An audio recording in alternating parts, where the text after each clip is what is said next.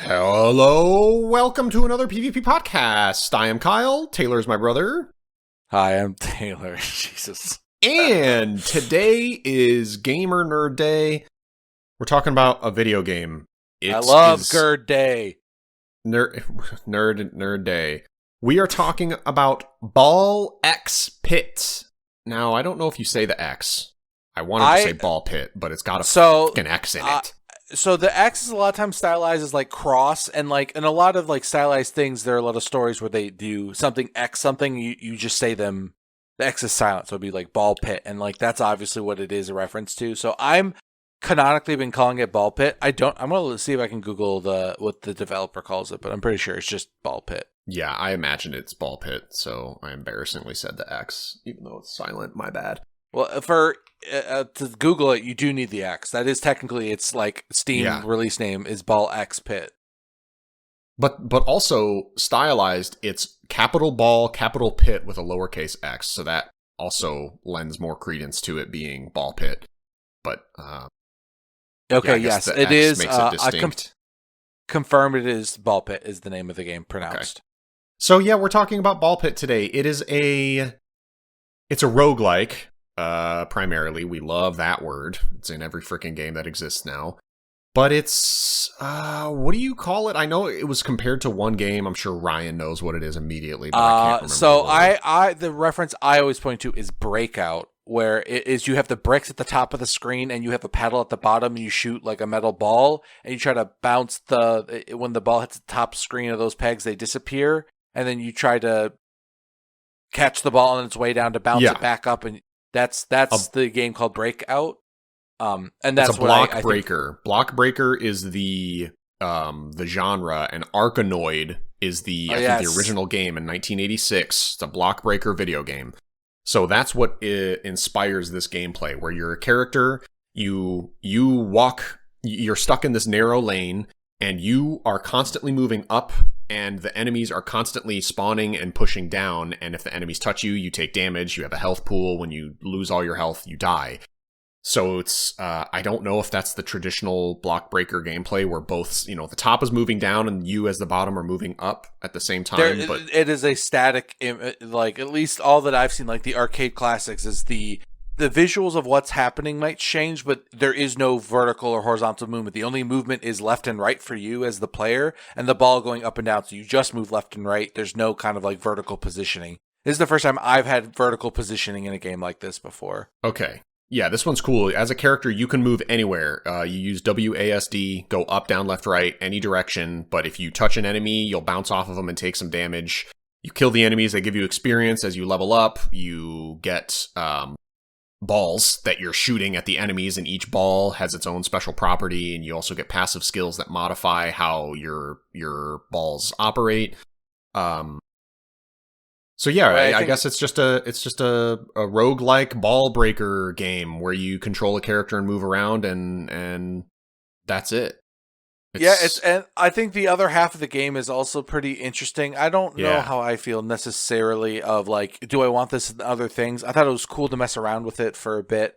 And like at some point you can kind of go absolutely berserk with some of those end game buildings. The good news is I'm really bad at that like mini game, and I still was never held back by it. Because they like basically split off a lot of the like meta game resources almost to this external like city builder section, where you also shoot a ball around your your open fields and get resources and build buildings that give passives and stuff. What do you think of that? It's strange. Yeah, this game is kind of split into two parts. So when you're doing a mission, you go down into this pit. That's the whole, like, the canon of this game is that you were living in a city. The city got destroyed. Now there's a giant, endless, bottomless pit in the center of the city. And you are trying to rebuild Balbalon, is what it's called, at the top, like right next to the ball pit, and you're on this giant lift, and you select a mission or a level to play, and you select a character to play, and there's a bunch of different characters, and they all start with a different ball, and they have kind of different passives that modify their gameplay. You select your character, you select the level, and you lower yourself into this bottomless pit with this lift, and that's where you do the missions. Then when you're done with the mission or the level, You come back up and you do a city management half of the game, where you build crops, you build buildings. The buildings will unlock new characters or give passive buffs to all of your characters. And you plant the crops, which will be wheat, rock, or wood. And you farm those resources to then build the other buildings. And it's a city farm city / farm management game.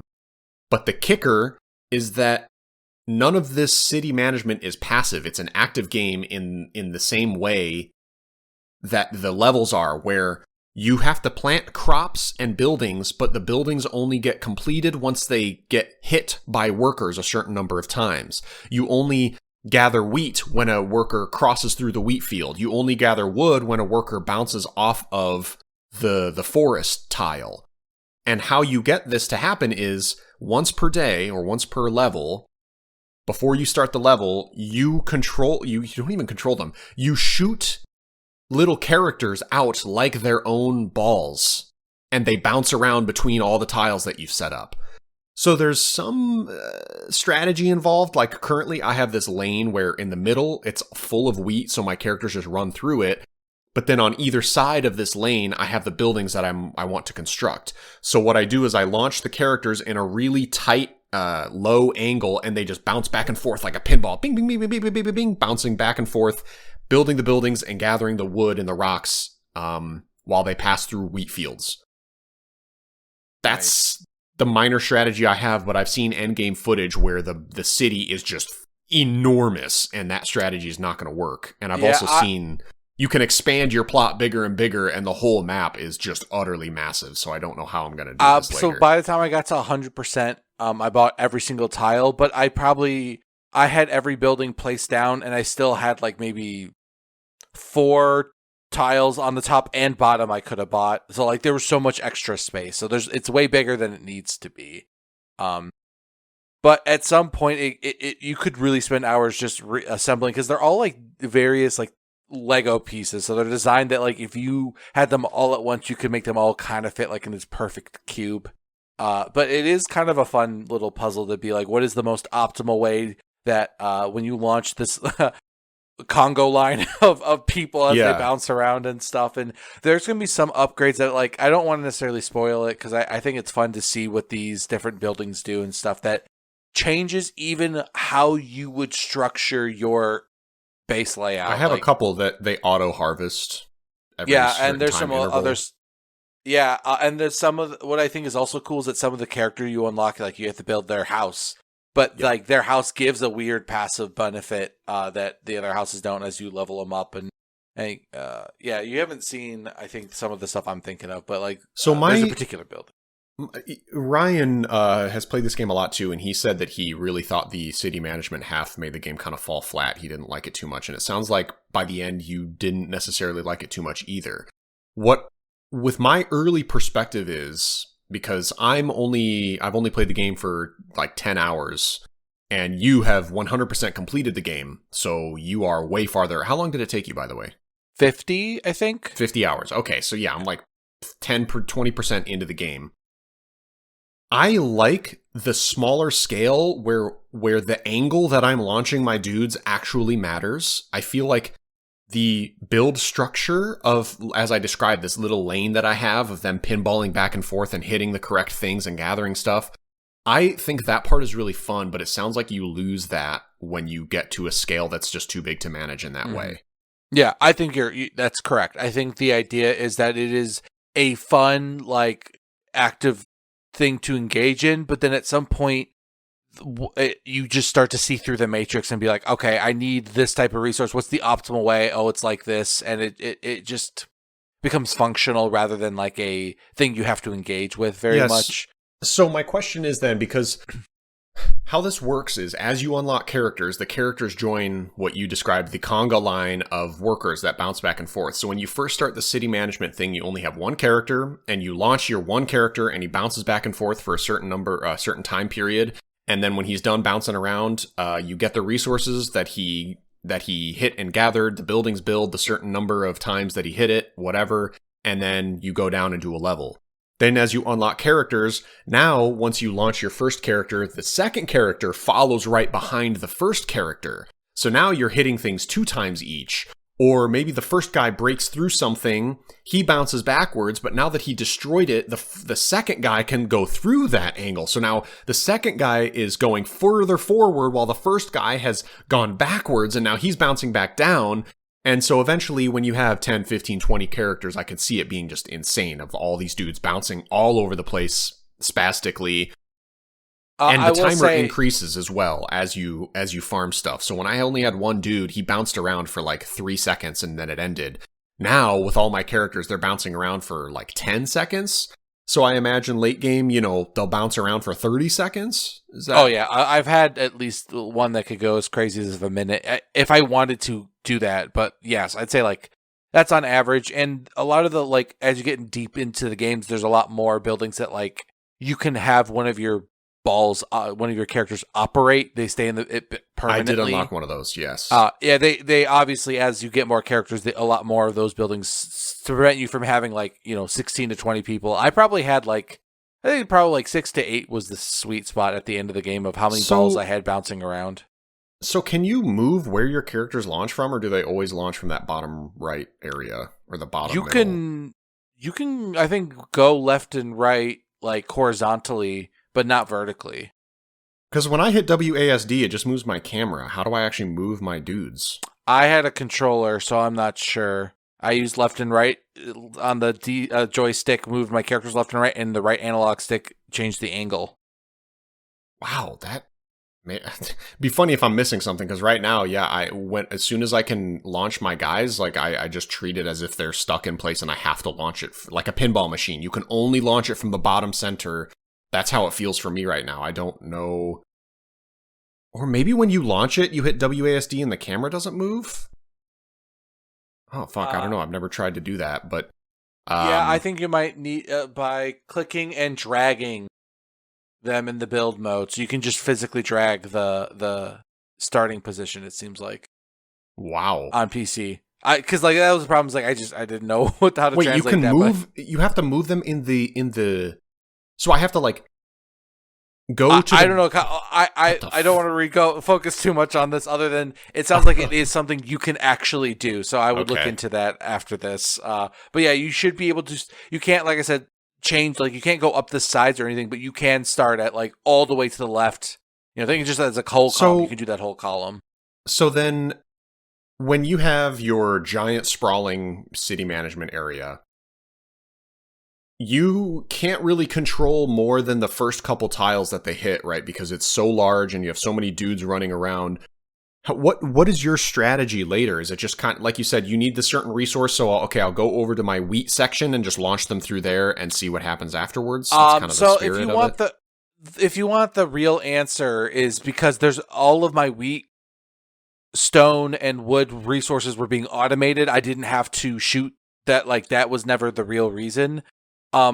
It is actually, I had kind of my places set up in districts where I kind of would have a very a blocked off area for buildings that I just need to be built. They serve no function. They all stay in this one area that is this vertical wall that I built that is inaccessible. And then the buildings that I need to hit and are actively building are up in my center lane. I kind of have it in this orb shape. So they kind of bounce around in a circle and kind of get stuck in that loop. And if they pop back down, the column is so narrow, it kind of forces them back up and around. And it's because you eventually get, I don't know, but that's what I would end up doing is a lot of the expansive area is just there to put buildings to sit because they need to sit somewhere, not because they're really part of the ball pathing. So you're the play area that you have now, that's kind of how big my play area was the whole game. You keep building out so you can place more of these buildings. And there's a lot of areas that where those buildings are placed in relation to each other is very important.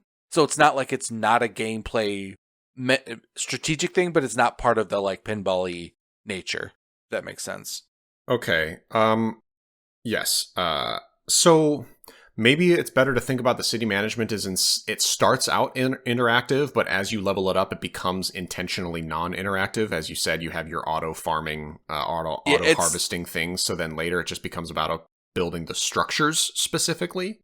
Yeah, it's kind of about like automation. Like the goal of a lot of those automated games like Factorial and stuff is like trying to get where you are still getting the resources, but you don't have to physically manually do the labor while you focus on the big picture stuff. That's kind of okay. And at some point, I think you just get to automation very quickly for me. And like you can like even fudge it where you're like, oh, I really need lots of wood. Okay, I'll shoot, get a bunch of wood, start a run, instantly abandon, shoot again. You know what I mean? Like you could. It doesn't cost anything really other than a load screen to get another fire if you want. Okay. So that's I think where some people might take some gripe is that it is the progression system. It is not a gameplay thing where you lose. It is only how efficient you are, how much extra resources you get. So there's not a lot of weight. Damn, so I should just be spam starting and quitting to upgrade my banish tower then, huh? What I would say is that it is balanced in a way that it does not incentive. Like, at some point, you could do that, but, like, I was almost never roadblocked except by a currency that you get mainly from, like, I don't know, I think it's gold was the hardest thing I had. I was always low on gold and stone, but not enough that, like, this one building will completely change it. Like, I don't know, there's just, didn't hit a lot of choke points that were too bad other than scaling, and, like, you could do that, but I think it takes a lot of the balance out that it makes it less fun, and I never felt like I was too far behind. But that's just my take. You're right. If you wanted to, that is the most optimal thing. I also didn't like immediately realizing that if you just let this game run in the background overnight with auto harvesters, you could just probably wake up to thousands of whatever. Yeah.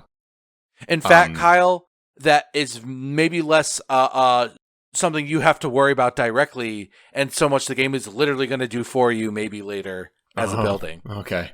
Wow. So is that's interesting that there's an actual upgrade that's like it will auto harvest when the game is closed and like have a meta message for you. Yeah, because the time. Okay, I guess if that problem is solved, because my thought was, why wouldn't they just make the resources refresh after completing a level or dying or abandoning? So at the very least, you have to interact with the game in some way rather than just timer refill the resource and timer harvest the resource to incentivize me leaving this game open for 24 hours a day. But it sounds like they solve that problem anyway, as long as you keep playing. So that's I think what they really wanted it to feel like is like a little fun extra thing to get like pull a lever on a slot machine to get some bonus resources. And I think that is kind of what you should look at it rather than it being like this super serious deep thing. Yeah, that's how I do. Because as soon as as soon as I finish a level, it's like, oh, you auto harvested, 15 wheat and 10 wood while you played that level. It's like, oh, nice. Yeah.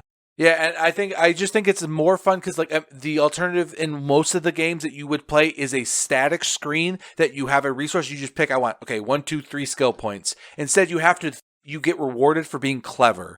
So I think that's what I like about the system. It doesn't punish people who don't want to do it very like efficiently, but it rewards people who want to do that by getting ahead faster. And the game doesn't punish you if you want to abuse it. They're like, sure, if you want to abuse it, go for it. We put some timers about the regrowth system on like the wheat and stuff, like, but it's not that much. I just think that's better than a lot of other games that like force you to play it the way that they want you to play it. So that's why I tend to like it more than be a dismissive, because it feels like just an extra thing that if you want to take it seriously, you can. It's not a huge deal if you don't want to, though. But you definitely have to do some of it, because that's where everything is. What I will say is something that could have used some clarity is the gold you gather during a level is transferred to your home base as the resource that you then use too long to catch on. Dude, I didn't catch on until hour about 8, where I was like, why sometimes am I flush with cash and other times I have nothing? And I realized like, oh my god, it's the missions where I'm re-rolling a lot to try to fish for a certain ball or a certain build that I'm not having gold. And I even had the specific thought on like the first or second run, not that early, it was probably like third or fourth run, where I went, it's really weird that during the level, you use gold as your resource to re-roll your options, but you also use the same resource gold to build your town. Why would they have the same resource in 2 separate spots in the game? That's very odd. Why wouldn't they just use gems? And it I was didn't like, it didn't why occur to me is until 10 hours later that like, oh, it is the same thing. yeah, why is gold only used for re-rolling? That seems like a weird thing to have gold be, but this is the only use for it. Oh, And then I don't also know. there's gold at my town. Weird. Yeah, Yeah, because I used to think because eventually you do get resources that generate gold in your town, right? And I thought that's just like a faster way, and you only got gold from maybe killing bosses. That gold's different than anyway. That's I had a similar problem. Okay, good. I'm glad. I felt really stupid, but at the same time, I was like, it is a little odd that it wouldn't tell you anywhere, just even one single pop-up the first time you play that, like, the gold you collect during a level is the gold you'll use for re-rolling and for you building your town. Yeah, they put too much faith in their customers. Obviously, treat us like we're Ubisoft players, please. I still didn't even put two and two together when you get this passive where it's like every certain number of rows you progress in the level, you'll spawn a bull that then like accrues gold over a minute. And I was like, these levels last 10 minutes. Why would I want an extra 8 gold per minute? That seems so pathetic and small. But duh, it's a meta currency. It transitions between the actual level and the city building. So that's why gold is important to gather. But yeah, so it's a lot of hints, but it just didn't occur to me until I had to really think about, why am I so broke these last few levels?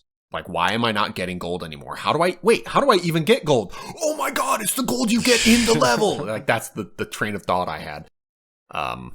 Only took me 10 hours to do that. Look, you're learning something new every few hours. So, go ahead. I was just going to kind of wrap up the generally speaking, the top end stuff. That's like the entire gameplay of it. It does feel very kind of powerful at some point, like with the amount of like benefits. Like your characters will end up being so strong due to some of the buildings you get. And the one thing I love about this game is just how powerful some of the buildings are. It felt like every individual unlock was another just awesome thing.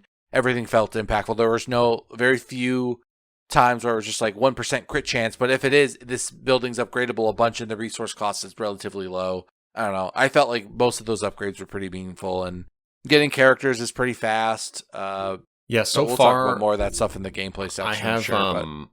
I have one of the buildings for each of the stats, because all your characters have, there's like 6 different stats, and all the stats do different things. They'll increase your health, increase your damage, increase your baby ball damage, increase your area of effect. There's all these different effects. And I have all the buildings that say, give all of your characters +1 bonus dexterity. And I've upgraded the strength one because I figure, base damage on the ball is probably one of the more important ones. So I've been upgrading strength, but it caps at 5. Now, that could change as I upgrade my town. I don't know. But for now, I have 5 permanent strength added to all my characters, but that doesn't go any higher. So you telling me that your characters get so strong makes me think that there's something else that gets added. So I guess I did unlock the scalar improvement building, where it's like your endurance now scales at D instead, which I don't know what that means, because there's not really. I mean, think about it. It's the same as it is in a Souls game. Like S scaling versus B scaling is every time you get a stat, it just you get more of that. Yeah, but I don't know what the scaling is. Like, how much better is D? Am I getting 20% extra scaling? Is it 10? Is it 2%? Like, Kyle, you get A more extra. What is that? Not clear about that. So you get +1 endurance, and then it's +A. How do you not get this? Yeah, I don't know what that means. Look at the variable at the back of the test where the answers are, and it translates. Yeah, that's true. There is a lot of like, if you're really into number crunching, I feel like this game does more like, no, the vibes, just kind of like the vibes are good. You just kind of have to trust the math behind it. Which I like, because the ARPG nerd in me has been a number cruncher, min-maxer, getting into the nitty-gritty. Every 0.1% matters to me, because that's how my brain works. I like that in games. And this game strips that all away, which is probably good, because it just encourages you to go, oh, well, I guess D is better than F. I don't know what this means. I'll just go play again and see what happens. So it does encourage you to just get back into the game and keep playing it. And I think that's good. There's also so many questions I want to ask of, like, I assume you've gotten a boss trophy builds? I don't care about spoilers, first of all, because like it's a game, and I'm probably gonna get to the spoiled part today. Like I'm gonna play it. So for me, a lot of the joy is seeing an upgrade and not realizing that was coming and being like, "Oh, this is going to change the game." So that's more me projecting how I like to engage with stuff. But if you don't care, I understand how the game is going to work, so I'm not sure I'll be surprised. Have you? First question I'm going to ask: do you have the one where you can take 2 characters per run instead of just 1? No. Okay, that to me was the ability to make change with the game from being like, "Oh, this is pretty good," to like, "Holy fuck, this is insane." There is, at the very end of the game, there are buildings that have one for each stat that's you can upgrade an infinite number of times. Okay. I figured something like that would happen. Or there would be an unlock where it's like, you can now upgrade these strength buildings infinitely. But no, it's the ones that, when you finally get to the point where you're just like playing every map with every character, you just, like, I was getting like plus 20 to all of my stats. Like, this game, you really can make it so it's very easy by the end. You win 100% of the runs because of the scaling nature of this is kind of there. I still lose, not a lot, but enough where I can get frustrated and be like, okay, this character feels like he sucks, so I'm just not going to play him anymore. I don't like it. So this is my favorite part, Kyle, is there's a building that lets you, like I said, take 2 characters. And those characters, you're like, why would you ever take this? If you take that as at a second, both of those characters' passives happen at the same time. I know what character combo I'm going to use instantly. I was telling Ryan this. I want to hear it. The characters, so for my limited experience, I have 7 or 8 characters. I've tried every single one. The ones that feel by far, not even a little bit, by far the strongest are the ones that passively let the balls travel through enemies. So instead of bouncing off of them and then coming back to me, they just go through everybody like a ghost ball. They just go through everyone, and then when they hit the back of the field, they return to me. So for me, that's the mummy looking character and the like ghostly, I think it's the yeah, for sure. The mummy guy and the ghost looking dude. So the ghost guy, his name, it's not the Revenant, but it's something close. The Radiant, the Redacted. I'll look up the name of the characters while you describe what your thoughts are. So we haven't really talked about gameplay yet. I mean, we've talked about how it works, but as these enemies spawn in random spots and get pushed down towards you, all the enemies are little block shapes. They're one tile, and your lane is like 8 tiles across. And so enemies will spawn, it's a lot like Tetris, right? They'll spawn in different shapes and combinations, and you have to bounce your balls off of them and pinball them around and try to knock them all out before they touch you and hurt you. And sometimes a build just won't really come together, or usually it's after the first or second boss, there's suddenly a big spike in enemy health, and suddenly I notice I'm not killing anything anymore. And I don't know if it's a skill issue, like I'm not angling things correctly, because you have to manage where the enemies are. So the enemies start shooting projectiles at you. You want to be collecting experience so that you level up, so that you can pick your upgrades and level up your stats. So you have a lot of things to manage, and a lot of times that means I kind of stop paying attention to where I'm aiming. That is correct. You should. I do think what this is scaling does kind of matter, and I feel like this game wants you to be picking the optimal thing, because it's infinite rerolls as long as you have money. Like, it's so often that I find what I'm looking for, or I can build stuff off of things. There's a lot of passive combos. So I do think, like, the game, like, you need to build around your character's passives, and, like, you get punished if you kind of deviate even a little bit, or you aren't getting what you're looking for. Yeah. So I do think also playing like dog shit will get you there, but I do think there is probably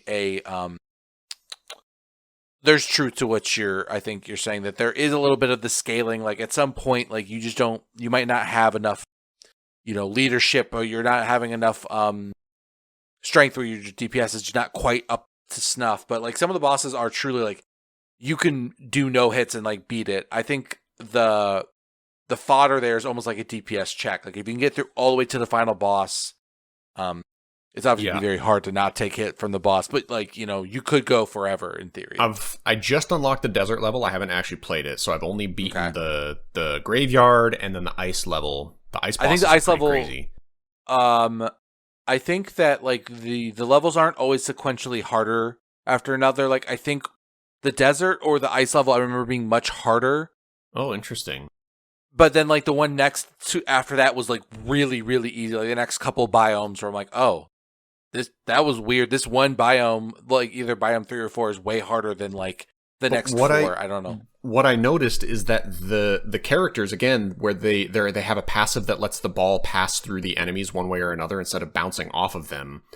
The ones that pass through just trivialize the ice level because some of the ice enemies have this ice shield where they take no damage from a certain angle. They'll spawn it with the right, left, or down. And so then you have to try to get your ball around this ice shield, otherwise it just reflects back at you. And the whole point of the game is much like pinball, where it goes up, hits the enemy, and it'll come back to you and you'll catch it. Well, there's certain effects that happen where, like, the ball will get trapped. And, for example, that character is the mummy, where his passive is the ball will pass through enemies until it hits the back of the field, or the top of the lane. Then when it hits the top of the lane, it no longer phases through enemies. And what happens is, I'll shoot the balls up, and then it'll hit the back of the field, and now suddenly my balls do just little enough damage that I can't kill the enemies, and the enemies are spawning fast enough that it like literally traps my balls up there, because they'll just be bouncing back and forth between the enemies and the top of the lane, and they'll maybe kill a couple, but then as they kill those, new ones spawn in their place, and my balls just get trapped, and all of the enemies just permanently get pushed down, and I'll lose. Like, I've had that happen to me before, where my balls basically got trapped, and I just lost. So the ghost guy I love, where his passive is your ball doesn't phase through enemies until it hits the back of the field. Then the ball will automatically be called back to you and phase through everybody in its tracks. So what I end up doing with that guy is like creating a little lane, and shooting all of my balls through it and intentionally hitting the back of the field right away and having the ball phase through, and I position my character so it like pulls the ball and hits a bunch of dudes, and then I shoot the balls back up and I repeat that cycle. So now I'm imagining mixing those two characters just means I permanently phase my ball through everybody at all times. Yeah, that's a very common combo I would go with. In fact, there's another character that... Because I know there's a passive, there's an upgrade you can unlock in the game where it's like your ball will phase through everybody, but it, does less damage or whatever the, negative modifier is. But I'll often pick that one because it feels the strongest. Yeah, so that was when you get that upgrade, I think that kind of really pushes the game from feeling like pretty fun to being like awesome, because you just feel so much more powerful. And the fact that you get a passive ability, because but they do have it set up where there are certain characters that you can't combo together because their passives just don't work together. Like, have you unlocked the guy that automatically chooses your upgrades for you? Yeah, so like him, and there's another, unfortunately, in way later, there's one that's automatically chooses your upgrades and plays for you. What the fuck is this? Stupid. Yeah, so like those two can't go together because they have the same passive kind of thing. But like one of the next characters you got, do you have the Shade yet? The one who throws the balls from the back of the screen? No, that sounds really cool. So yeah, what it is he shoots balls from bottom to you instead of from you up, but all of your backstabs have a base 10% crit chance. Oh, nice. But then you combo that with the guys who your ball passes through, all of a sudden you won't have to worry about things getting stuck. And there's another character who, instead of throwing one ball at a time vertically, he throws all of them in a wide arc at once.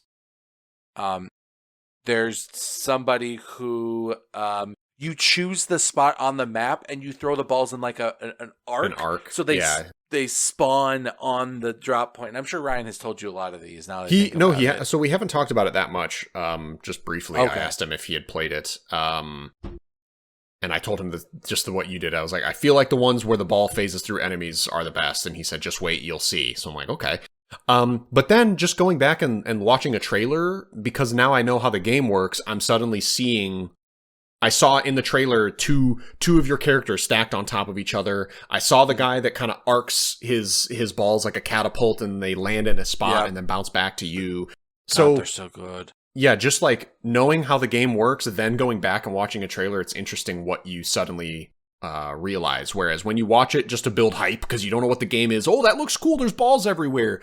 But now that I actually know the mechanics, I'm seeing like, oh, I don't have that character yet. Oh, I haven't done that thing yet. So yeah, I don't know. It's just a weird little side thought. So like it where you are now, I think there's like a certain turning point where you just feel like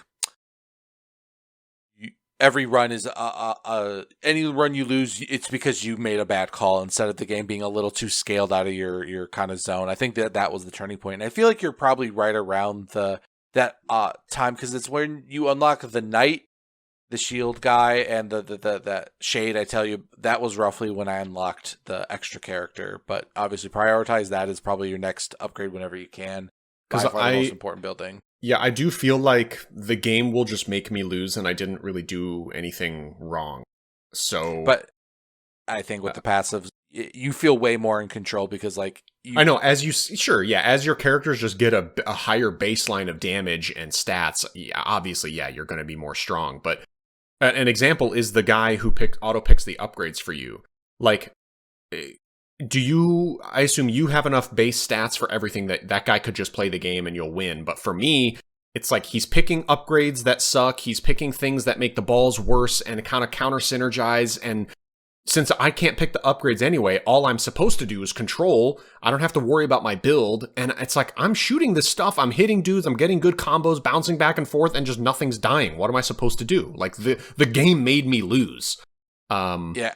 It's definitely like the classic, this character is harder, not easier. You pick this as like a challenge mode. And then there's a harder version where it's like, we'll take full control. And that's like a check of like, is your town good? Did you pick a good partner to kind of offset this stuff? And like, there's a really cool character, Sisyphus. Balls don't do damage anymore, but all AoE effects and damage over time effects are like doubled or tripled in potency. Oh, that's so sick. And he starts with the earthquake ball. And so it just becomes this thing where then there's this another character who you no longer get access to baby balls, but you get every ability ball you shoot twice. I got that guy and I lost with him. I didn't like it. It didn't quite work because how he operates is you only have a certain number of balls and he shoots multiple instances of whatever ball he has. But like if you shoot all the balls and they're bouncing around and let's say only one gets returned to you, that one just shoots out one more time. It doesn't shoot multiple times. Yeah, the way I was like for visuals, like it kind of by the rules of pinballs, like you can't fire a new ball until the one had gone through the gutter. Like it returns to you as soon as you touch it. You can then refire that ball again, but you can't just. If they're bouncing around, and then they have like what they call baby balls, or these generic white balls that have no ability to do way less damage, and like those seem to be like on a timer that every so often you can just shoot those, but they do so insignificant damage if you don't like make a build around them that it just won't be enough. It's like that's just some extra ammo that you get, and that's a stat that you can increases the number of those baby balls and stuff like that. And there's a character that's like built. One of my favorite ones is balls bounce off the top and bottom of the screen. Oh, nice. And then you combine that with another one where it's like you shoot extra baby balls with everything that's half damage, but everything's bouncing on the screen, doing insane damage. And you combine that stuff with like dot-based stuff. It's just... I could see combining Sisyphus, the one that makes AoE and dots better, and you combine that with the cohabitants, the one where it's two dudes, they shoot the balls mirrored from each other vertically, but everything is half damage. However, the balls are half damage, but not the damage over time effects that balls create, or the AoE effect balls create. Like there's a lightning ball that does flat damage, and then it shocks a bunch of nearby enemies. I believe that shock damage is not cut in half, or the poison damage that stacks, or the fire damage, that stuff is not cut in half, right? From the cohabitants? I actually think that is the case, but I wish I knew. But I know for at least Sisyphus, he inherently increases it too. So like, I would love to combine those two, where you shoot twice the number of balls. Since you're already doing half damage, like, fuck it, might as well make it do no damage. But then, triple the damage effectiveness in AoE or whatever I looked it up. Like, it is 4 times multiplier. And it's of damage and AoE? No. It is. Oh, yes. It is all non-direct damage is increased by 4 times. But AoE not the AoE. Okay, still, that's so fun. I can't wait to combine those two. Oh I'm going to read this verbatim, Kyle. I want you to interpret it. Balls no longer deal direct hit damage, but AoE and status effect damage is increased by 4 times. No baby balls. Yeah, that's awesome. Okay, and then what do the cohabitants say? Does it say ball hit damage is cut in half? Let me pull up their... Where are they? Oh, something while I'm trying to find the cohabitants. Something that I think is an interesting effect with the taking 2 characters out at once is when you pick the cohabitants, it actually makes your hitbox wider because they stand next to each other, and that actually ends up makes one level way harder. All right, cohabitants. For each ball launched, a copy is launched in the mirrored direction. Balls deal half damage. So the way I hear that is that balls dealing damage is already removed because it says balls deal no direct hit damage. Oh no, I think it has the effectiveness. It sounds like whatever the final calculation it is, they just divide that number by 2. Like at the end of the math, that's how I interpret it. But yeah, see, so this is another thing where like it's kind of vague, and I'd have to do testing in game, which I haven't done explicitly, so I'll have to figure that out. But and it's one of those things that at some point there's not much you could do where that number is calculated matters other than your own internal I just like to know how much damage I'm doing. Man, it's crazy that game developers can do stuff like this where from moment 1 of the game you can feel how fun it is and it's addicting immediately, and they surprise you and amp up the fun every single freaking time you beat a level or build a new building or unlock a new character. I don't like this game. That's the whole point. Like, this game does such a good job where you start playing the game extremely fast. From when you install it to hitting play, you can be shooting a ball in like 30 seconds. It's great. Yeah. And right away, it's fun. You go, oh, this bleed ball. You start with a warrior who has no abilities. Literally, it says like he has no special abilities. You start with the bleed ball and you get your little baby balls. And then you're shooting your balls everywhere. And as the new balls come in that you've never seen before, there's an iron ball that does tons of damage, but it moves really slow. And then there's a poison ball that creates there's all these different balls. They all have different effects. And as they start synergizing together, so just like, the I don't know, the arc or the linear graph of, time spent in game to fun ratio, it just keeps going up, and it already starts at 100. Like it's amazing to me that a game. What the craziest, as I tell you, is like how much more fun it will be for you when you can start like making a build, because like, when you pick one character, it's more of like, okay, here's where I'm starting and I'm hoping to see this. But when you pick 2 passives, it's like, all right, I already have like a build started, and like, I don't know, that it totally changed like character selection to me. I didn't really think of their abilities as like half of a full new passive, and like when I see that, like it made it so much fun of like, I just see characters in pairs, and I don't know, that part to me I just did not expect, and that really blew. I almost was like, are they going to put 3 together? They don't quite do that. Okay. But like eventually you get buildings that upgrade that Kyle. Because I don't know if you know this, there are some one of the most fun parts is that all the balls have evolutions, where if you have 2 balls that like synergize together at max level, you can combine them into a new ball with this crazy effect. Yeah. Is that there are some balls that require 2 or even in some cases 3 separate evolved balls that then fuse into a new custom 4th fused like an ultimate ball. So in terms of specific gameplay, there's obviously things we haven't covered. It's not super important, but there's kind of a big upgrade. You get, a good handful of them in each level. And it's a little like swirly thing of a bunch of different colors. And it's this like ball upgrader that either fuses your balls together, which it takes 2 separate balls and literally just combines them. And the reason this is good is because you only have 4 ball slots in your inventory. So once you select a 4th ball, you can no longer get any new balls. However, this fuser lets you combine 2 balls into one, and now that opens up a new slot in your inventory and you can add another ball.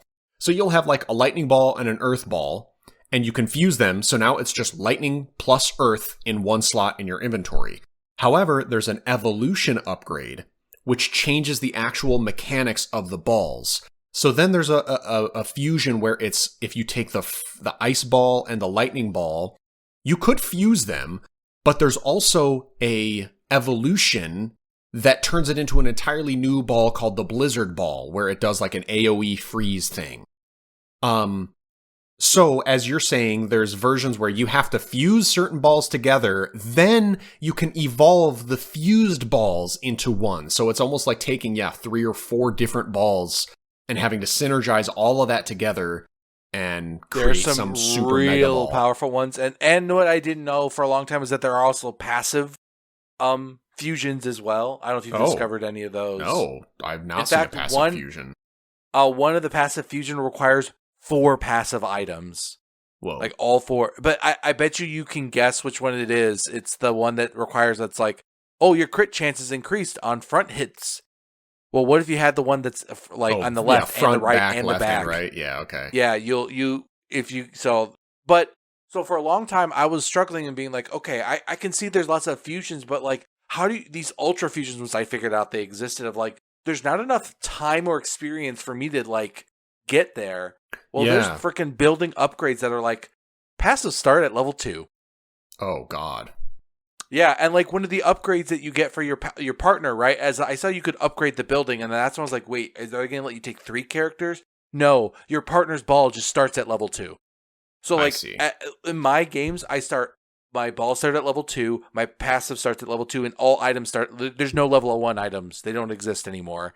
So I save so much time leveling because everything just needs 1 level, then it's ready to be fused or evolve. That's a clever, really, really clever way to compact a run versus it keeps the runs the same duration, but just increases the amount you can do versus just extending a run. Because in my head, of course, immediately I'm thinking like, okay, is there an endless run version of this game? Like, I want to level up my balls to level 50 and I want to be insta destroying the screen. I want a 1 hour long run.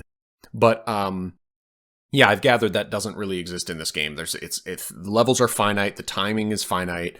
So that's a really clever way, instead of just adding the endless mode and, being kind of a half-assed effort to extend your game's duration. It's like, no, just compact the gameplay experience so you start stronger immediately. And yes, and what they do, they actually, once you've beaten every level, they introduce New Game Plus mode, and you're like, well, how does that work? And the idea is they give you less time in between mini boss waves and the final boss.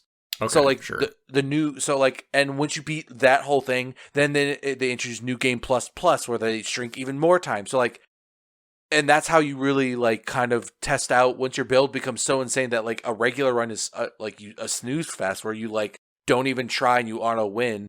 Then you start so it's nice that instead of giving you an endless mode, this is their version of it. And because like as I'm playing Nine Kings, and shout out to Nine Kings, we're not gonna have enough time to talk about it today, but their endless mode is they make you take an acceptance. You're like, hey, this shit's gonna bug out. You cool with that? Yeah. That is like, I think what I'm realizing is a lot of these games, why they don't have endless modes is like at some point you might crash the game, and like that just looks bad when like on PC game. I think gamers would be way more on board for that, but like to get on consoles, like that would look kind of bad to have your game go chug so slowly. So instead of like getting there, they're like, okay, we'll up the challenge by giving you less time to prepare, but they also give you tools to start on level 2.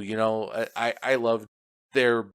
It feels more unique than other kind of like infinite scaling modes where like they're not making stuff harder. It's just like you have way less time to be. You get less scouting time. To put it in like a battle royale, like you before your first real confrontation, you get way less buildings to scavenge through. Dang, that's cool. Yeah, I wish I could talk about some things, but yeah, a lot of the ball fusions I find to be really, really cool. There's also way more of them than I thought there was. Yeah, looking at the encyclopedia, I'm like, oh, I've discovered 15% of the total balls, and I've fused a bunch, I've evolved a bunch. So I'm excited to see. Are some of your on the baseballs? What are some of your favorite ones that you're always like, okay, that's one showed up. I want this one. Now that you ask me that, it's interesting. I don't think there is a baseball I like. I'm looking for evolutions more than anything. Okay. All right, then let's extend that. What evolutions have you discovered that you're like, man, so this is my goat? I absolutely love Swamp Ball. Yeah, Swamp's so good. I think it just decimates the field. It does so much passive damage to everything all the time that I just find myself able to full clear constantly. I like Disease Ball as well, especially when combined. Then it's crazy damage over time to the whole field. But Disease Ball, it puts a dot on enemies and then it has a chance to spread to other enemies. And since there's so many all the time and you're throwing your ball a lot, the entire field is just full of diseased enemies. So Swamp Ball, Disease Ball, and then I really love the Freeze Ray, where it'll hit an enemy like and at the angle that it hits the enemy, it shoots this ray, this beam, in the angle that it hit, and so it'll basically extend the damage to enemies in a line. I really like that ball. I like the radiation version of it, which is like a poison version where it shoots this ray that radiates enemies and increases the damage they take. Yeah, you instead of ice and ray, you do poison and ray. Yeah. So far, yeah, I really like those. And again, any ball that phases through enemies I like. Although, ironically, the Ghost Ball as a base, I think is not good. But you circumvent that by picking really strong balls and then having characters that passively make the ball phase through enemies, and you get the best of both worlds. You know what's what I think is a really cool system that broke my brain is I think about, like, I don't really love the freeze ray because, like, I don't know why, I always just it doesn't vibe with me. But if you fuse that with poison, make it a poison and frost ray, or you make it ghost where it passes through people, and now that ray is just bouncing and triggering on every hit as it phases through people, and like that's why I love it. Like, what I thought was at first just like, oh, this is just about getting damage up. It's like, no, these fusions, like you don't necessarily, once you have your evolution, like you're not done with it. You can improve it even more, and by adding like a bleed effect to a thing that shoots across the map, is like all of a sudden you get bleed across the whole board, and that's why things like Swamp plus something else is awesome. Have you unlocked the Cell Ball yet? No. So okay, let's stop with. I would like to discover some things. I'm finding out in this conversation that I actually I think I do like to discover some things. So the last thing I was going to say about it, I wasn't even going to tell you what it does, is just that there are some characters that have starter balls that you haven't even seen yet. So very cool. I see. Yes. Okay, that is cool. Yeah, because so far every character I have, they start with a ball that I've already seen. There are still a couple more baseballs to introduce to then, start to get your mind going, like, oh, what are some more combinations? And what I will say is what feels like a surefire way to lose any run is if you get a ball that detonates itself on the first hit. Those, and obviously I'm still early in the game, so I could be wrong. They feel so horrendously fucking awful. I get really triggered when I fuse a ball and discover that its new effect is that it like blows itself up. I lose those games almost every single time because the whole point of what feels like the whole point of the game is shooting a ball, having that ball return to you so that you can reshoot it and reactivate it. That feels like the strongest cycle. But these balls that detonate, they always have a timer. It'll go, the dark ball specifically, it says this ball will shoot out, it does 4 times damage, but it blows itself up on the first enemy it hits, and then 3 seconds later, it shoots again. Now, as you speed up the game timer, that 3 seconds isn't a real world 3 seconds. It's more like 1 second or half a second. But even compared to all the other balls that rapid fire, it's just way too long. It doesn't do enough damage to things. It doesn't spread its damage very well. So I got the Iron Fire combo where it turns into a literal bomb, like a fucking Mario bomb. Yeah. Yeah, it hits an enemy, explodes in an AoE. I was like, whoa, this is cool. It looks strong. I lost the run in like 2 minutes later because I just couldn't kill anything anymore. And that's one of those classic, but if that had a different, like maybe if you could had bleed on. But I agree that that's something that was tough. What I'd say about the Dark Ball for me is always like, the evolutions that it's associated with are really powerful, but it's just a really high risk. Like, you just hope you get it and it comes up in your early level ups, and I don't know. I do struggle of like, yeah, I don't really have much of a defense of like, I'd rather just have ones that don't do that. Yeah, the detonating balls are just, I hate them. I've run into 3 or 4 different kinds, and I despise them all. I even won a run with one of them. I think it was dark ice ball, or I don't remember what it did, but it was blowing up. I was looking at the damage number. It was dealing like 2,000 damage when it blew up, which was crazy. But yeah, when that's you really have... high for this game. When you have, yeah, that's very high for this game. A lot of the dots are doing single digit numbers. So seeing a ball blow up for 2,000 damage at my triple stage digits, anyway. Yeah, and like triple digits even feels like, okay, this is hitting. I'll notice that one. So something doing thousands is you're like, okay, yeah, it what insta kills everything. But guess what? It has a built-in timer, so I can't just insta kill stuff. I'm insta killing one thing, waiting a second, insta killing one thing. Guess how fast enemies spawn? It's like 10 enemies will spawn every second or two. I won the run with it, but I think it worked in spite of it, not because of it, kind of right, thing. Exactly. Yeah, it was like it certainly helped, and it was good against the bosses, but it felt bad to just watch my ball hit one little cluster of enemies while I'm staring at 90 others walking me down. Like, this fucking sucks. I think what those really shine as is when your scaling gets really off the charts, where like when your bombs aren't killing everything it touches, instead it's like it's clearing huge chunks of that screen because your damage is much better. Like, I think that's when you kind of get better stats, I think you'll see those shine a bit better. But I do agree early on, like the Shade, the character that shoots to the back of the room, he starts with a dark ball. I didn't win like any runs with him for a very long time. I circled back to him, and like once you start to like just have a better starting stats, like you can see the upsides of those characters, or like you can fight through their weaknesses a bit better. Because like I'll be honest, I'm with you. The cooldown reduction or the cooldown on those things, it very rarely felt like the thing that it is compromising is worth it. Like the trade-off is just not quite worth the payoff. So one thing I wanted to talk about specifically is the music and the sound design in this game. God, yes. Great music. Granted, I did already turn it off, but that's because I like to listen to my own music while I play games like this. But I left it on for the first few hours just to listen to it. And, you know, the thing is with these games, just inherently because of the repetitive nature, the music has to be music that you can kind of ignore, because if it stands out too much, then it can be very distracting or annoying. You hear it as it repeats too. Yeah. Whereas this music, it's hard to describe. It's like, it's kind of dungeony and industrial. And it's very cool. The enemies will chant in unison with the music at certain points, and it feels like I get flashes of Helm's Deep from Lord of the Rings every time it happens. Oh, fuck yeah, it's dude. so cool to see, like, the horde of enemies. They even do a little, like, hopping animation as they, like, chant with the music. It's really cool, and the first time that happened, I was like, oh my god, this is so fucking sick. And what I think is crazy, every biome there is a different enemy sets, the tiles. I like every level having kind of a cool color palette, and the songs are always different. Every enemy, there's no repeated enemies as far as I can remember.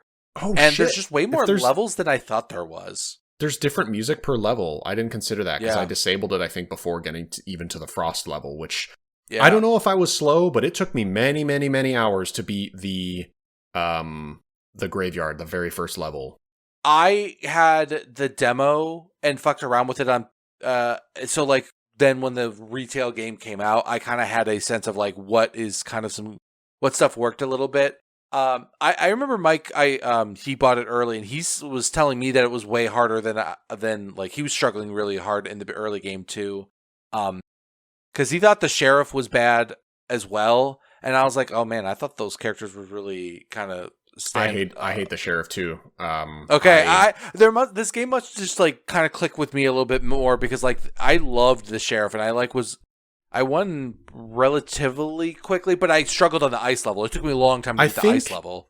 I think the problem is too that games like this, immediately, because of my love and strong history with ARPGs, I love seeing the builds. I'm not the type that's just going to pick balls and go like, oh, well, we'll see what this does. I mean, I did that a little bit, but I think I was trying to force builds too much when I had no resources to do so. Like, I couldn't banish anything yet, and I'm like forcing a baby ball build with the sheriff because I recognized, oh, he shoots really fast, he shoots a lot of balls, His passive is that he can move full speed while shooting, and what else does he do? He can't, but his targeting is like shot. a little. Yeah, that it's just like Yeah. he shoots balls twice as fast and moves full speed while shooting, but he can't aim as like pinpoint as the rest of the cast.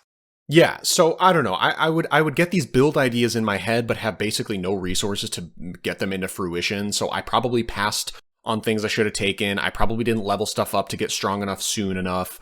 But then I would go back to the warrior, whose base strength was like double the sheriff, which means he just hits so hard. Yeah, on every he's just ball. killing stuff, and the sheriff isn't. I'm shooting these things. I'm trying to do this stuff, and nothing's dying. Meanwhile, the base character with this huge strength and big damage scaling was just popping guys. So I'm like, why would I play with the sheriff? He's garbage. So, but now when you start to think about his as a secondary thing, it's like, oh wait a minute, just getting double ball speed and like maybe scattershot, but like applying that to a character whose abilities are way better. It's like, man, and like that's where maybe I'm clouding my memory of the sheriff as like he's always had a backup, right? He's never been like. He was solo in the first hours, but it's hard to remember what hour 1 was on the 50-hour experience. There's also, his scattershot did mess up killing bosses, because I will often walk very close to a boss and just shoot my balls like within an inch so that they hit the boss, bounce off of him, and instantly come back to me. And so I would just create this machine gun of shooting it, bouncing it off the boss, catching the ball again, and shooting repeatedly. And it would just be a rapid fire, and I would melt bosses. You just can't do that with the sheriff because his scatter shot bounces the balls in different directions. So I was having a hard time killing bosses. I just couldn't make him work early. So all that to say is that yes, there are different songs and there are no repeat enemies. And like even like you were saying, there's like gimmicks on levels where like the ice level has kind of frontal shields a little bit. So characters that have like pass through or bounce off walls, like those are a little bit better. And then you'll get to different areas where there's a poison swamp, and I wonder what you think the level gimmick might be. Right, because the ice level has little poison frost patches where you slide across them a little faster, so it can help you actually dodge stuff, or it can hurt you if you have to touch it based on enemy proximity, and then you bounce yourself into a projectile or bounce yourself into an enemy. And there's some really cool areas. I think that the art style is also I don't even know how to describe it.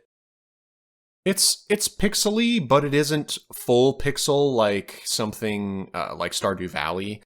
It's well,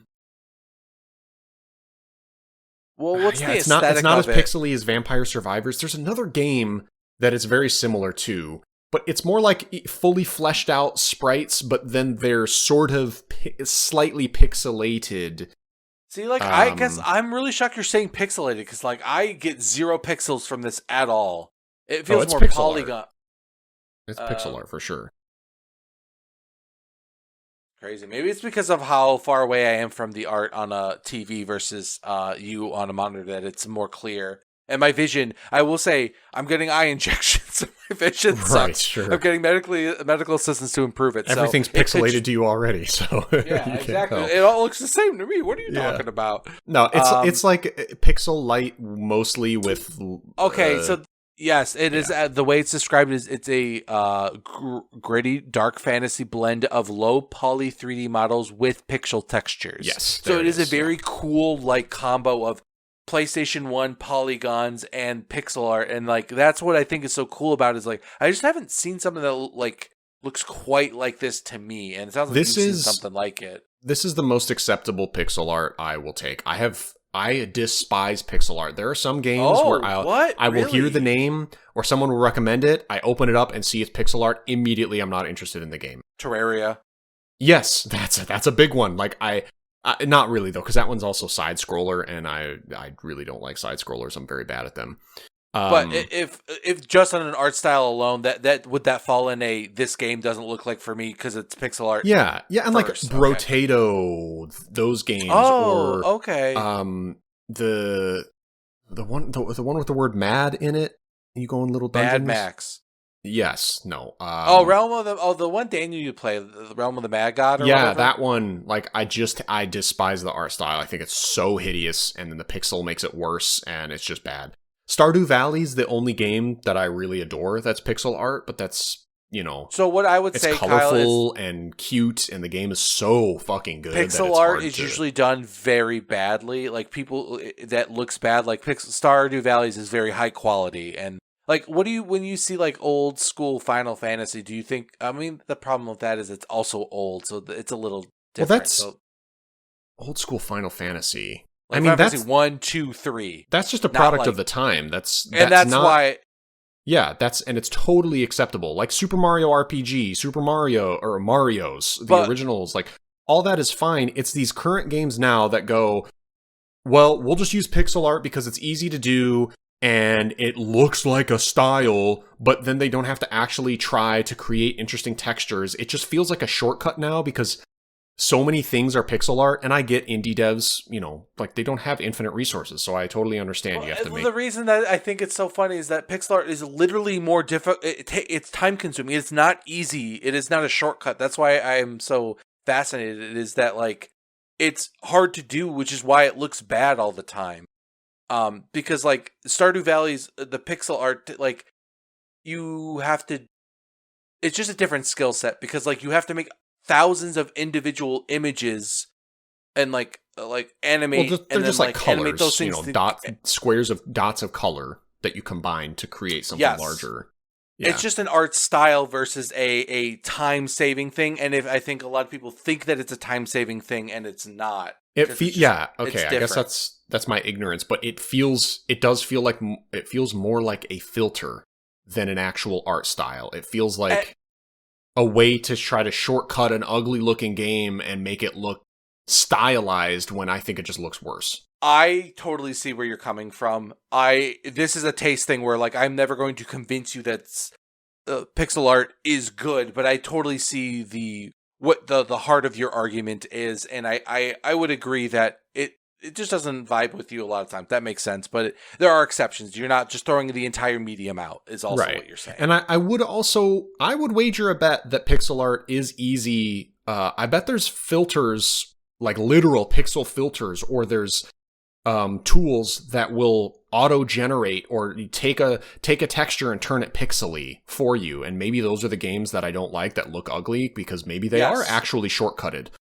But yes, that is exactly what I am saying. And that's why I think Stardew Valley's, you're saying these things that are like, well, it's different because of the colors and stuff. I'm like, it's because he did real pixel art. That's what it looks like when you do real shit. Where if you just AI, like this start kind of throwback to behind the camera of like, when you just kind of just generate it to look like that, it looks bad and it is a shortcut. So yes, we are on the same page. I think you're just learning that that's what the difference is. You just like pixel art that's done the way it used to be done, which is why it looked good, and it still kind of stands up in a weird way of like, why does Chrono Trigger still kind of look okay for a Super Nintendo game? It's because it's actually pixel art. It's not a shortcutted version that looks like dog shit right away. So yeah, I'm with you. I see. Most of it looks like dog shit. One thing I want to, we're wrapping up here, but one more thing I wanted to commend this game for is it's not,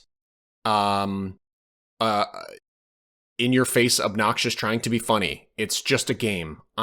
It's like this trend in superhero movies where every character is some snarky fucking asshole that they're saying things at the wrong times that aren't funny. Which, mostly my comparison is the Mega Bonk game. I was just thinking, I was like, is this a reference to Mega Bonk? It makes me want to throw up seeing like how funny the developer thinks he is putting in these little quips and lines. This game, it's not, maybe I'm conflating things wrongly, but what I'm trying to get at is I love in this game that when there's any kind of text box pop up, you don't just click OK. The word is cool. The word cool is used everywhere. So it's like, hey, you just got a new building, and you click the word cool. It's like, hey, pick your upgrade. Cool. I think that in itself is so minimal and funny, but it's literally just one word. Meanwhile, you have games like Megabonk that are, I don't know what it is. It's like Zoomer millennial cringe meme humor. It's just very online humor. It's very online, social, like kind of like meme centric, and that is very popular, I think, amongst like young 13-year-olds who are obsessed with YouTube. And then there's one other text option in this game where that's the word "whoa." So like, when it's be like something really, you just unlocked new upgrades. Whoa, and it's the option. It's so funny. That's right. So you click the word "cool" or you click the word "whoa," and it's just like so minimal and funny. It gets a smile out of me and a chuckle. And the way the game is written and presented, I don't know. It's okay. You want me to take a stab at it? Yeah. I think collect my thoughts for me, please. I've thrown them all over the floor. What I think you like is stories and humor that don't really try to be maximal and trying to affect its thing. And this game's just subtle little like it's going to say something different than just okay, and what I think it kind of evokes is this kind of being kind of like shocked or like I don't know how to explain it, but like the whoa to me is kind of funny in that like it's more of a reaction but not too loud. I think it's like a lowercase level type of humor instead of uppercase type of humor, and I think that's your big thing is when things are yelling at you to shock you is like, oh, that's funny, guys, get it? Is the shit when it needs reassurance that like, see guys, wasn't my joke funny? Do you get my joke? Whereas this one is just confident and just says its joke and keeps moving. It doesn't stop to make sure you get it. It knows that the audience is smart enough to get that this is kind of silly, but like it's not lingering long enough for you to be annoyed at it knowing that it's funny. It doesn't take its time to smell its own funny farts. Yeah, as well. Yeah, it's understated. It's got more personality than the word okay, but it's not so overt that I'm like, oh, dude, I get it. All right, you think you're very funny. I understand. You think so? Yeah, that's. I guess it's just maturity. It feels like this game was made by an adult versus an 18-year-old, which I'm pretty sure Megabonk was. Like the guy's a YouTuber. I think because I looked up the developer afterwards. Like he has been tracking his progress with this project over time, and he's a younger person for sure. I think he's like young 20s, which good for him, very successful, and he's good at making games. And a lot of people do find that fucking funny, humor out of it, but no, nobody does. Nobody, okay. Literally not one person. This is true. Not one person you would associate with, I agree. Yeah. Not one person I'd associate with either, but I think also what's really cool about that, we never really talked about the gameplay too much, or too specifically, but what I really like is just like all the status effects. It's cool how much the traditional RPG kind of status effect things have transferred over. In fact, there's some balls that you haven't seen that I think even more so that like really kind of blur some of the like kind of just cool effects. The game constantly does just a little surprise of like, it's way more to this than I thought when you think of just like hitting things with a ball and the ball coming back to you. The amount of juice they squeeze out of this, it feels like, wow, I'm really shocked at how much you got there. And it also knows not to overstay its welcome. Like I said, it took me 50 hours to 100% it. And I feel like that's the exact amount of time you should get from a game like this. It isn't trying to go infinite replayability. It kind of is kind of like, if you want to keep going, you can, but like, I don't know, it's paced really well. I even though like at the beginning, I think it sounded like I was kind of lukewarm on it. I really think it's awesome. And the people who don't like it, the reasons they don't like it are kind of like, I get it, but this one feels unique and cool. Yeah, I did not get the impression you didn't like it at all. Cool. I thought you liked it quite a bit. We just opened with the city management part, and that you definitely were maybe the weakest. Yeah, and that, I think that's maybe even a common sentiment. But overall, I like this game a lot. I'm excited to keep playing it and unlock things. One sentiment I read was that this game it doesn't overstay its welcome, and it has an ending, and people are appreciating that instead of every game trying to be some live service thing or endless time suck that disrespects you and your time and tries to suck your soul out. It's like, no, this game knows what it wanted to do. It does it over a good chunk of playtime, and you can put it down. What I'll even say, not even comparing it to like the live servicey things, but like even some of these indie games try to be like, oh, it'll take 300 hours to 100% this. Well, instead, the game just asks, like, there isn't enough here, and it doesn't try to make, like, the upgrades don't take a bunch of runs in between upgrades. It feels like every run you pick an upgrade that you can get on your meta progression. Get something pretty much every and it's time. Not like 50 ranks that take one run will give you 1% more strength. No, like, one run will give you, like, one strength point, but, like, getting to 20 strength is insane. Starting at 20 strength is nuts. I have made +5 strength to all my characters has made such a massive improvement to everything. Like your base, your characters start with single digit to low single digit numbers. Like I said, I think I even mentioned it earlier. The scattershot guy starts with 5 strength, and the beginning warrior guy started with 9 strength. And that difference between 5 and 9 was so large that I didn't want to play the sheriff. So then getting 5 more bonus strength on top of everyone passively, it's huge. So yeah, it doesn't do the thing where, it's a 1% increase, 0.5% increase. Grind this endlessly. We have our quote unquote end game, which is just the beginning game, but with no limit on it. So it's like very lazy. It doesn't do any of that stuff. It respects your time, and it knows what it wants to do. It knows where it is at its most fun. So I really appreciate that about this game too. Yeah. So a big recommend from both of the dumb idiot man boys here.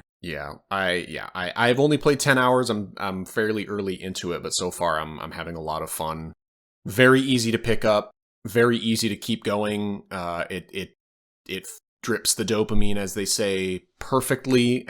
It's one a very thing cool that game. The reason the Vampire Survivors genre works on me is that it rewards being curious with those evolutions, right? It's like, try things you haven't played with that you normally don't like. Like, what if it fuses with something you do like? And it kind of rewards of like the intentional. For me, what I liked about the bomb was like, the iron ball plus fire. What does a flaming ball be? It's a bomb. It's a bomb. Oh, that's the evolution. It fucking sucks and ruins your run. But like, what I also like is like laser plus poison is like, wouldn't that be a poison laser? Yep, it is. And I think almost always it and then they're sometimes confused, like interesting. It rewards being curious, and I think it rewards using your brain and being like, I think this might be an upgrade. It almost always is something cool. And like, I think, Kyle, this is not really a spoiler, but like the vertical laser and horizontal laser is an upgrade, And like, I don't know if you've gotten it, but like, I think that makes sense. Yeah. Yeah. Play it if you're interested. And it's cheap. I think it's like $20. I just bought it for, I think, 11 or 12. Okay. Yeah. It's even less than I thought. That's the other thing. I think it's Vampire Survivor. I think it's $15, and then it goes on 15, sale quite often, especially now since it's around Christmas time. It's 20% off until January 5th was the deal. No, that's for 9 Kings. Never mind. I don't know what I'm saying. It is on sale. Go get it. It's super cheap. Well worth your time and your money. Great game. And it's on every platform, so you can play it on Switch and stuff. Very fun. Portable. So, okay. That's it. All right. Love you. Bye. See ya.